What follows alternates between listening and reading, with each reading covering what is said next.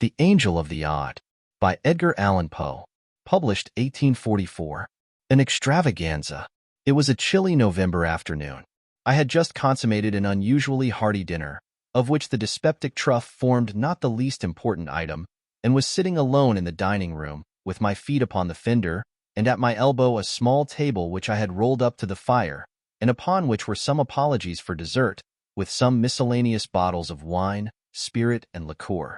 In the morning I had been reading Glover's Leonidas, Wilkie's Epigoniad, Lamartine's Pilgrimage, Barlow's Columbiad, Tuckerman's Sicily, and Griswold's Curiosities. I am willing to confess, therefore, that I now felt a little stupid. I made effort to arouse myself by aid of frequent Lafitte, and, all failing, I betook myself to a stray newspaper in despair.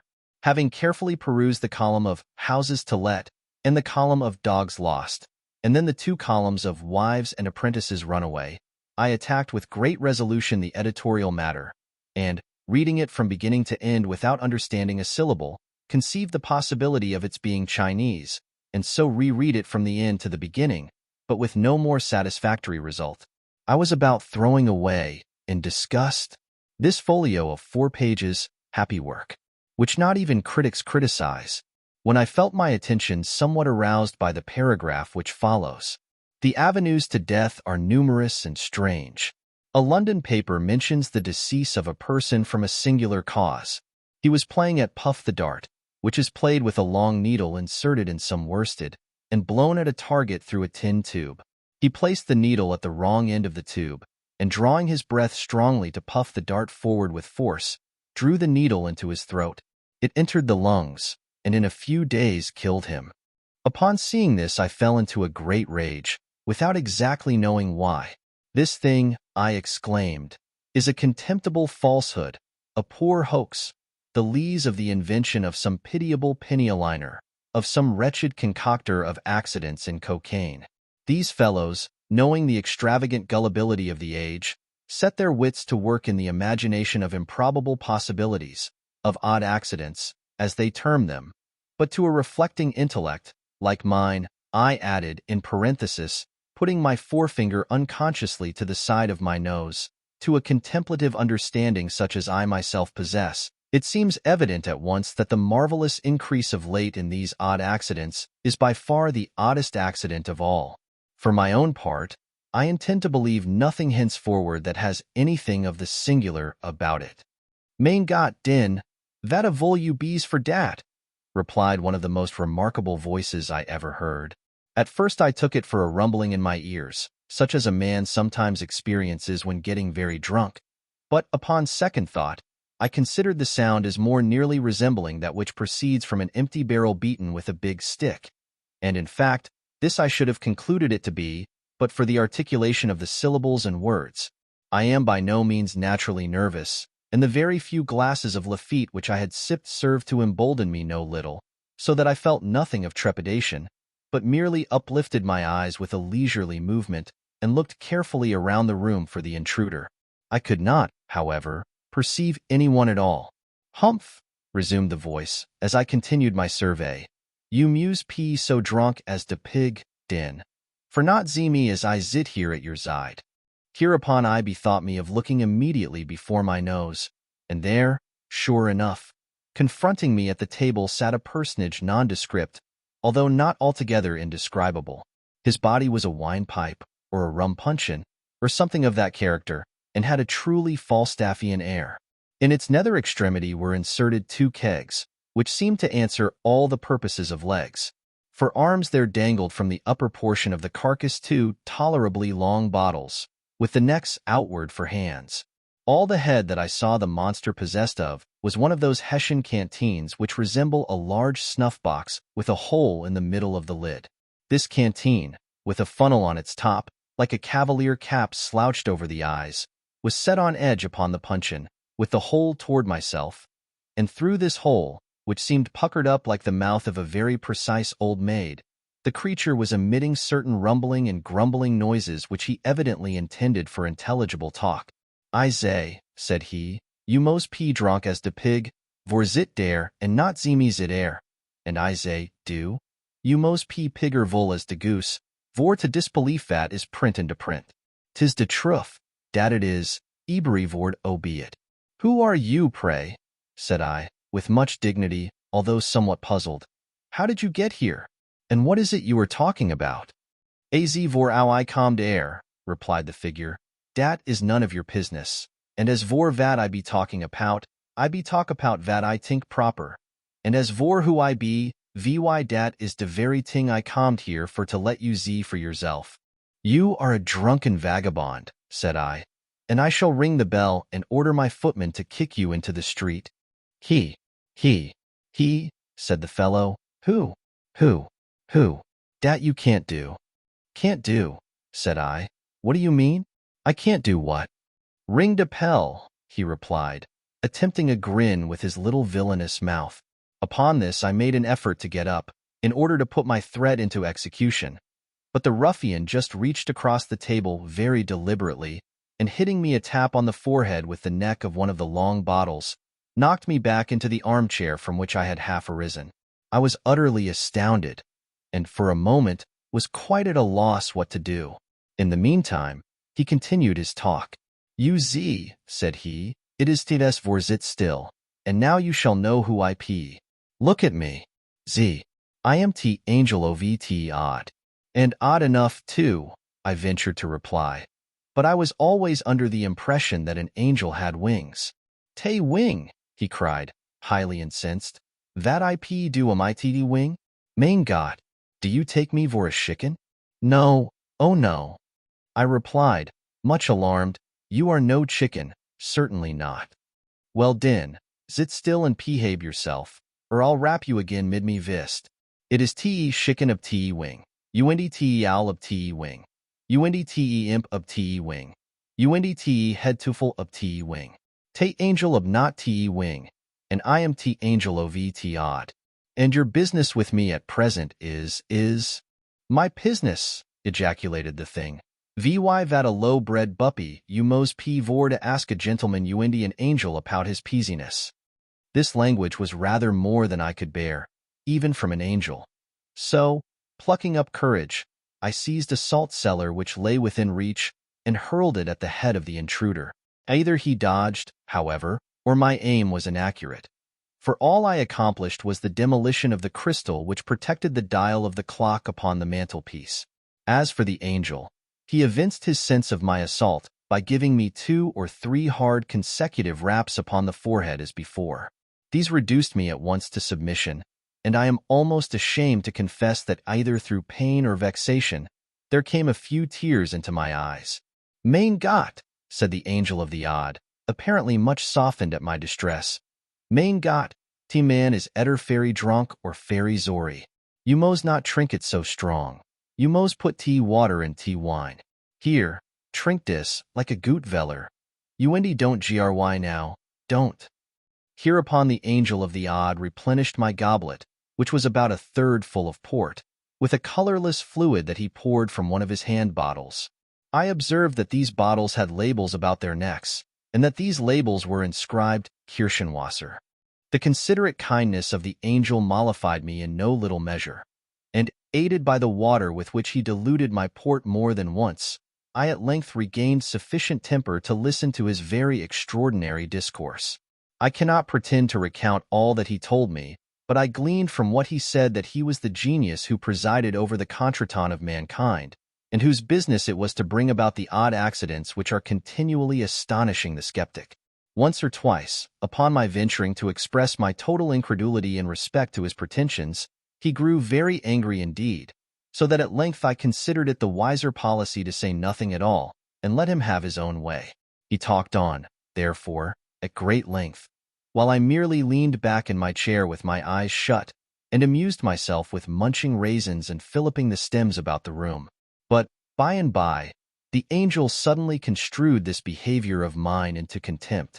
He arose in a terrible passion, slouched his funnel down over his eyes, swore a vast oath, uttered a threat of some character which I did not precisely comprehend, and finally made me a low bow and departed, wishing me, in the language of the Archbishop in Gil Blas, beaucoup de bonheur et un peu plus de bon sens. His departure afforded me relief. The very few glasses of Lafitte that I had sipped had the effect of rendering me drowsy, and I felt inclined to take a nap of some 15 or 20 minutes, as is my custom after dinner. At 6 I had an appointment of consequence, which it was quite indispensable that I should keep. The policy of insurance for my dwelling house had expired the day before, and, some dispute having arisen, it was agreed that, at 6, I should meet the board of directors of the company and settle the terms of a renewal. Glancing upward at the clock on the mantelpiece, for I felt too drowsy to take out my watch, I had the pleasure to find that I had still 25 minutes to spare. It was 5:30. I could easily walk to the insurance office in 5 minutes, and my usual siestas had never been known to exceed 5:20. I felt sufficiently safe, therefore, and composed myself to my slumbers forthwith. Having completed them to my satisfaction, I again looked toward the timepiece and was half inclined to believe in the possibility of odd accidents when I found that, instead of my ordinary 15 or 20 minutes, I had been dozing only 3, for it still wanted 7:20 of the appointed hour. I betook myself again to my nap, and at length a second time awoke, when, to my utter amazement, it still wanted 27 minutes of 6. I jumped up to examine the clock, and found that it had ceased running. My watch informed me that it was 7:30, and of course, having slept 2 hours, I was too late for my appointment. "It will make no difference," I said. "I can call at the office in the morning and apologize. In the meantime, what can be the matter with the clock?"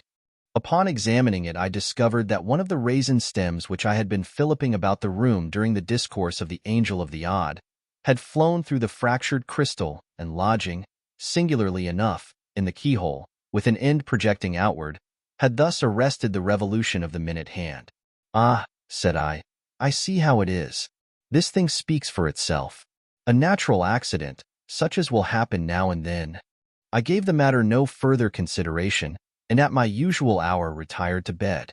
Here, having placed a candle upon a reading stand at the bed head, and having made an attempt to peruse some pages of the Omnipresence of the Deity, I unfortunately fell asleep in less than 20 seconds, leaving the light burning as it was.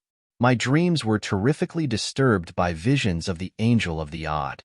Methought he stood at the foot of the couch, drew aside the curtains, and, in the hollow, detestable tones of a rum puncheon, menaced me with the bitterest vengeance for the contempt with which I had treated him. He concluded a long harangue by taking off his funnel cap, inserting the tube into my gullet, and thus deluging me with an ocean of Kirschenwasser, which he poured, in a continuous flood, from one of the long-necked bottles that stood him instead of an arm. My agony was at length insufferable, and I awoke just in time to perceive that a rat had ran off with the lighted candle from the stand, but not in season to prevent his making his escape with it through the hole. Very soon, a strong, suffocating odor assailed my nostrils. The house, I clearly perceived, was on fire. In a few minutes the blaze broke forth with violence, and in an incredibly brief period the entire building was wrapped in flames. All egress from my chamber, except through a window, was cut off. The crowd, however, quickly procured and raised a long ladder. By means of this I was descending rapidly and in apparent safety, when a huge hog, about whose rotund stomach, and indeed about whose whole air and physiognomy, there was something which reminded me of the Angel of the Odd, when this hog, I say, which hitherto had been quietly slumbering in the mud, took it suddenly into his head that his left shoulder needed scratching, and could find no more convenient rubbing post than that afforded by the foot of the ladder. In an instant I was precipitated, and had the misfortune to fracture my arm. This accident, with the loss of my insurance, and with the more serious loss of my hair, the whole of which had been singed off by the fire, predisposed me to serious impressions, so that, finally, I made up my mind to take a wife. There was a rich widow disconsolate for the loss of her 7th husband, and to her wounded spirit I offered the balm of my vows. She yielded a reluctant consent to my prayers. I knelt at her feet in gratitude and adoration. She blushed and bowed her luxuriant tresses into close contact with those supplied me, temporarily, by Grandjean. I know not how the entanglement took place, but so it was. I arose with a shining pate, wigless, she in disdain and wrath, half buried in alien hair. Thus ended my hopes of the widow by an accident which could not have been anticipated, to be sure, but which the natural sequence of events had brought about. Without despairing, however, I undertook the siege of a less implacable heart. The fates were again propitious for a brief period, but again a trivial incident interfered. Meeting my betrothed in an avenue thronged with the elite of the city, I was hastening to greet her with one of my best considered bows, when a small particle of some foreign matter, lodging in the corner of my eye, rendered me, for the moment, completely blind. Before I could recover my sight, the lady of my love had disappeared, irreparably affronted at what she chose to consider my premeditated rudeness in passing her by ungreeted. While I stood bewildered at the suddenness of this accident, which might have happened, nevertheless, to anyone under the sun, and while I still continued incapable of sight, I was accosted by the angel of the odd, who proffered me his aid with a civility which I had no reason to expect. He examined my disordered eye with much gentleness and skill, informed me that I had a drop in it, and, whatever a drop was, took it out, and afforded me relief. I now considered it high time to die, since fortune had so determined to persecute me, and accordingly made my way to the nearest river.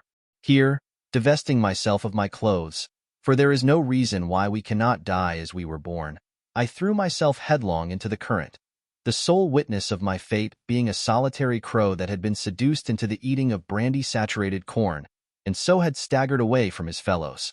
No sooner had I entered the water than this bird took it into its head to fly away with the most indispensable portion of my apparel, postponing, therefore, for the present, my suicidal design. I just slipped my nether extremities into the sleeves of my coat, and betook myself to a pursuit of the felon with all the nimbleness which the case required and its circumstances would admit. But my evil destiny attended me still. As I ran at full speed, with my nose up in the atmosphere, and intent only upon the purloiner of my property, I suddenly perceived that my feet rested no longer upon terra firma. The fact is, I had thrown myself over a precipice, and should inevitably have been dashed to pieces but for my good fortune in grasping the end of a long guide rope which depended from a passing balloon. As soon as I sufficiently recovered my senses to comprehend the terrific predicament in which I stood or rather hung, I exerted all the power of my lungs to make that predicament known to the aeronaut overhead. But for a long time I exerted myself in vain. Either the fool could not, or the villain would not perceive me. Meantime the machine rapidly soared, while my strength even more rapidly failed. I was soon upon the point of resigning myself to my fate and dropping quietly into the sea, when my spirits were suddenly revived by hearing a hollow voice from above, which seemed to be lazily humming an opera air. Looking up, I perceived the angel of the odd.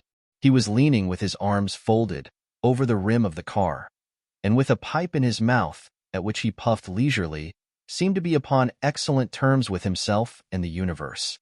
I was too much exhausted to speak, so I merely regarded him with an imploring air.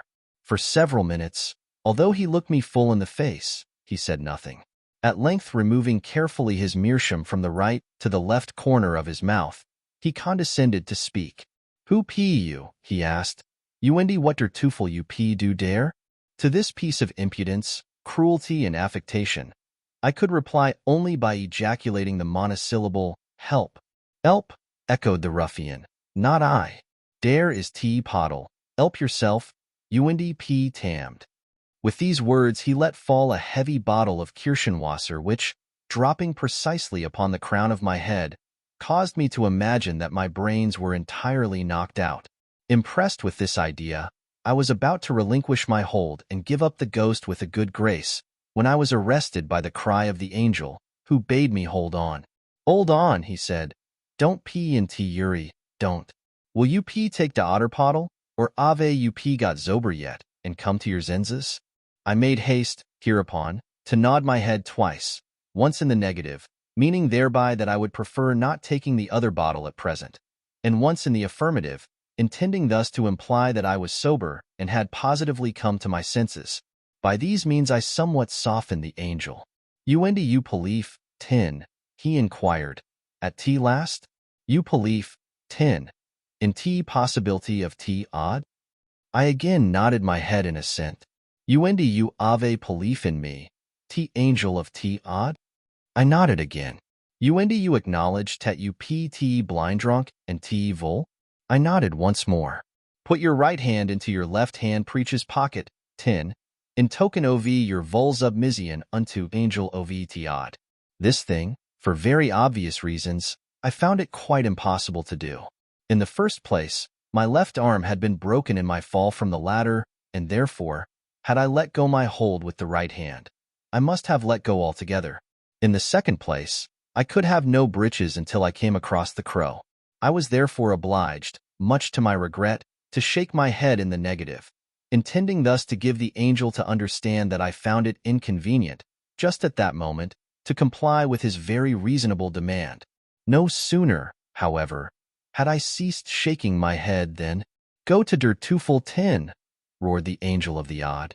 In pronouncing these words, he drew a sharp knife across the guide rope by which I was suspended, and as we then happened to be precisely over my own house, which, during my peregrinations, had been handsomely rebuilt, it so occurred that I tumbled headlong down the ample chimney and alit upon the dining-room hearth. Upon coming to my senses, for the fall had very thoroughly stunned me, I found it about 4 o'clock in the morning. I lay outstretched where I had fallen from the balloon. My head grovelled in the ashes of an extinguished fire, while my feet reposed upon the wreck of a small table, overthrown, and amid the fragments of a miscellaneous dessert, intermingled with a newspaper, some broken glass and shattered bottles, and an empty jug of the Schiedam Kirchenwasser. Thus revenged himself the angel of the odd.